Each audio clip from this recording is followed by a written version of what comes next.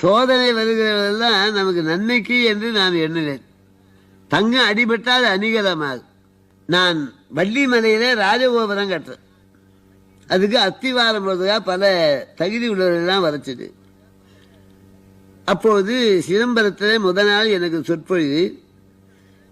அந்த சொற்பொழிவு முடித்து கொண்டு வந்து கடலூரிலே ட்ரெயினை பிடிச்சேன்.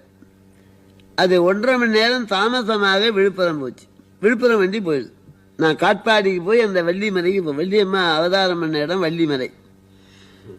ரொம்ப முக்கியமான ஸ்தலம் வள்ளிமலை. எம்பெருமான் திருவடி பலகாலம் தோய்ந்த இடம். அப்போ இந்த வண்டி போகிறதுக்குள்ளாக அந்த வண்டி போயிடுது. எனக்கு சொல்ல முடியாத துன்பம்.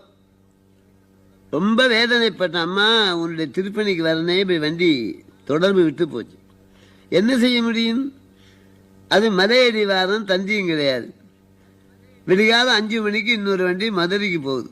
அந்த ட்ரெயினில் ஏறி 12 மணிக்கு திருச்சினாப்பள்ளியில் வந்து நான் பூஜை பண்ணாமல் தீர்த்தமும் சாப்பிட மாட்டேன். ஐயாறாவது குளித்து பூஜை பண்ணிட்டு சாப்பிடலான்னு போனால் ஒன்றும் கிடையாது. எல்லாம் மணி 2:30 மணி எல்லாம் சாத்திது.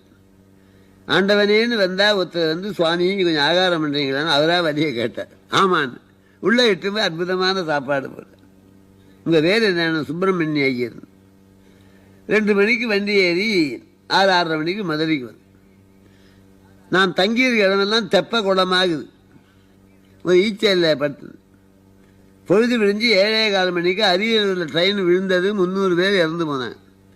அந்த ட்ரெயின் வந்து தொடர்பு இருக்குமானா நான் விழுந்த வண்டியில் வந்திருப்பேன்.